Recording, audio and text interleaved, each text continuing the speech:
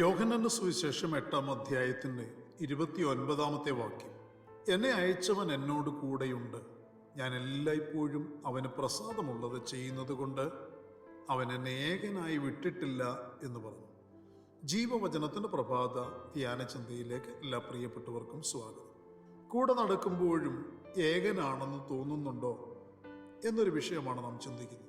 കൂടപ്പിറപ്പുകളെ വീണ്ടെടുക്കപ്പെട്ട ദൈവമക്കൾ ദൈവവുമായുള്ള കൂട്ടായ്മ ആഗ്രഹിക്കുന്നവരാണ്. എപ്പോഴും കൂടെ ഇരിക്കുന്നതും കൂടെ നടക്കുന്നതുമല്ല കൂട്ടായ്മ. ദൈവം മനുഷ്യനുമായുള്ള കൂട്ടായ്മ ആഗ്രഹിക്കുന്നു. ദൈവത്തിൻ്റെ സ്നേഹം അനുഭവിച്ചറിഞ്ഞവരും ദൈവിക കൽപ്പനകൾ അനുസരിക്കുന്നവരുമായ ദൈവമക്കൾ കൂട്ടായ്മ വെളിപ്പെടുത്തുന്നവരായിരിക്കണം. കൂട്ടായ്മയുടെ രഹസ്യം എന്തെന്നും എങ്ങനെ കൂട്ടായ്മ കാട്ടണമെന്നും കർത്താവായ യേശുക്രിസ്തു തന്നെ വെളിപ്പെടുത്തി തന്നിരിക്കുന്നു. രണ്ടുപേർ തമ്മിൽ ഒരുമിച്ച് കഴിഞ്ഞിട്ടും കൂടെ നടന്നിട്ടും കൂട്ടായ്മയുടെ മാധുര്യം അനുഭവിക്കുവാനോ പങ്കുവയ്ക്കുവാനോ കഴിയണമെന്നില്ല. വ്യത്യസ്ത ധ്രുവങ്ങളിൽ കഴിഞ്ഞുകൊണ്ട് കൂട്ടായ്മയുടെ ആഴം അനുഭവിക്കുവാനൊക്കില്ല. ഭാര്യാഭർത്തൃബന്ധത്തിൻ്റെ കൂട്ടായ്മ അനുഭവിക്കാത്ത എത്രയോ കുടുംബങ്ങളുണ്ട്.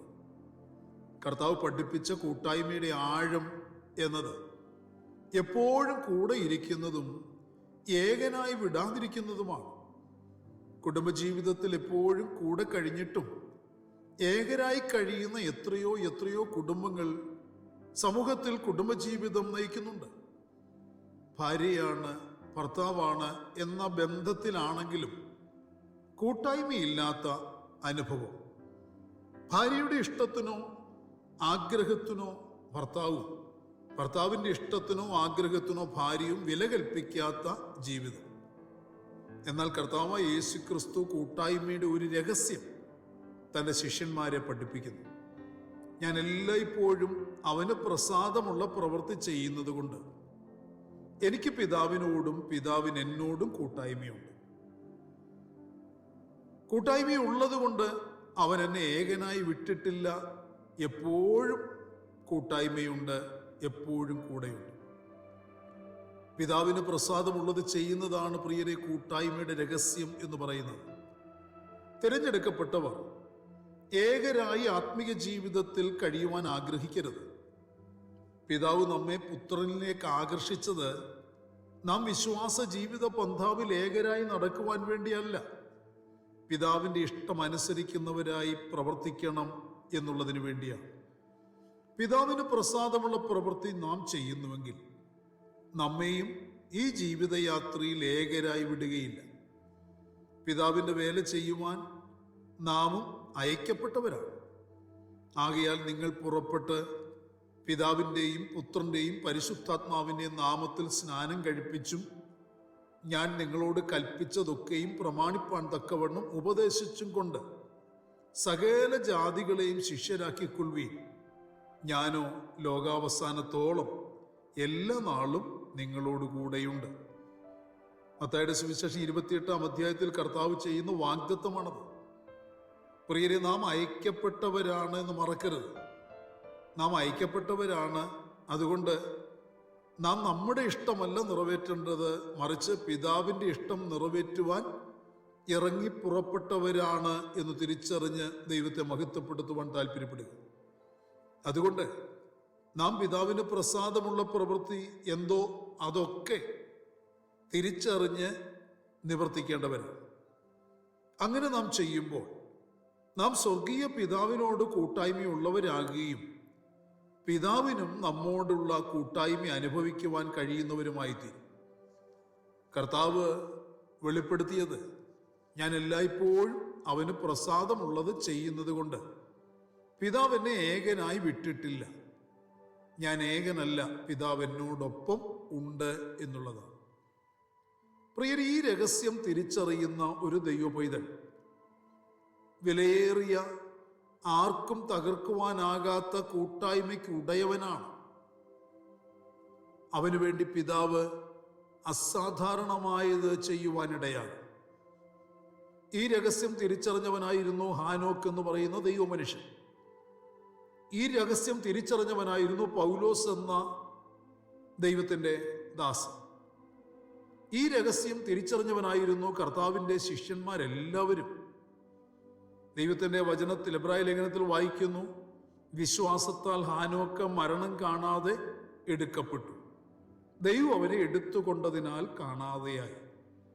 അവൻ ദൈവത്തെ പ്രസാദിപ്പിച്ചു എന്ന് അവൻ എടുക്കപ്പെടുന്നതിന് മുൻപേ സാക്ഷ്യം പ്രാപിച്ചു. പ്രിയരെ, ദൈവത്തോട് ഐക്യപ്പെട്ടെങ്കിലേ കൂട്ടായ്മ നടക്കുകയുള്ളൂ. കൂട്ടായ്മയുള്ളവൻ ദൈവത്തോട് കൂടെ നടക്കും. ദൈവത്തോട് കൂടെ നടക്കുക എന്നാൽ ദൈവത്തിന് പ്രസാദമുള്ള പ്രവൃത്തി ചെയ്ത് ജീവിക്കുക എന്നുള്ളതാണ്.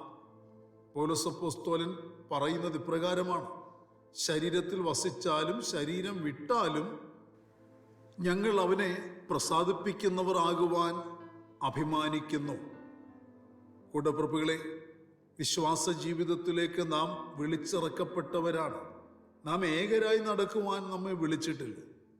നമ്മുടെ ഇഷ്ടത്തിനനുസരിച്ച് ജീവിക്കുവാനും പ്രവർത്തിപ്പാനും നമ്മെ വിളിച്ചിട്ടില്ല. ഇത് നാം വ്യക്തമായി വിളിക്കപ്പെട്ട, തിരഞ്ഞെടുക്കപ്പെട്ട ഒരു വിശുദ്ധൻ, ഒരു വിശ്വാസി, ഒരു ദൈവപൈതൽ തൻ്റെ ജീവിതത്തിൽ തിരിച്ചറിയേണ്ട കാര്യമാണ്.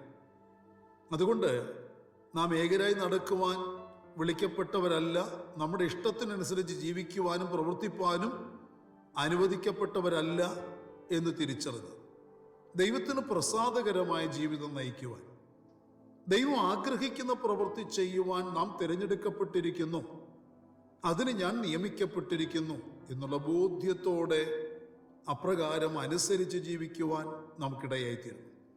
യേശു ക്രിസ്തു കാട്ടിയ മാതൃക പ്രകാരം നമുക്കും നമ്മുടെ പിതാവിന് പ്രസാദകരമായി പ്രവൃത്തി ചെയ്യുന്നവരായി തീരുവാൻ ദൈവകരങ്ങളിലേക്ക് നമ്മളെ തന്നെ സമർപ്പിക്കാം.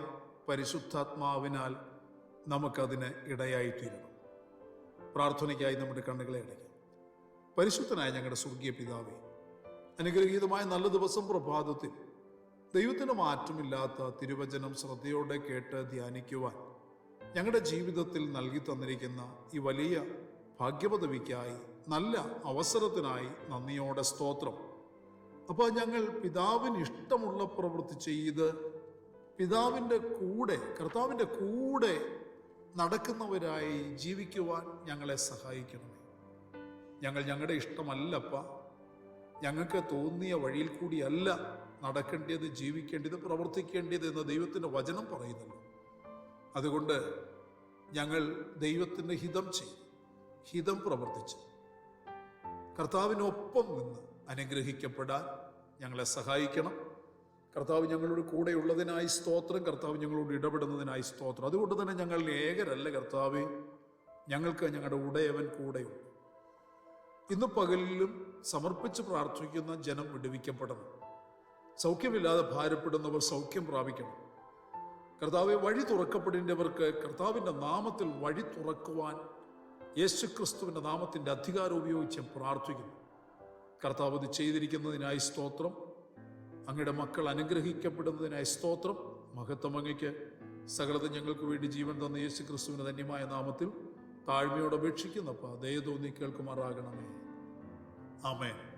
പ്രിയരെ, വചനങ്ങളാൽ കർത്താവ് നിങ്ങളെ അനുഗ്രഹിക്കട്ടെ. കർത്താവിൻ്റെ വരവടുത്തിരിക്കുന്നതിനാൽ കർത്താവിൻ്റെ വരവിന് വേണ്ടി നമുക്ക് ഒരുങ്ങി കാത്തിരിക്കാം.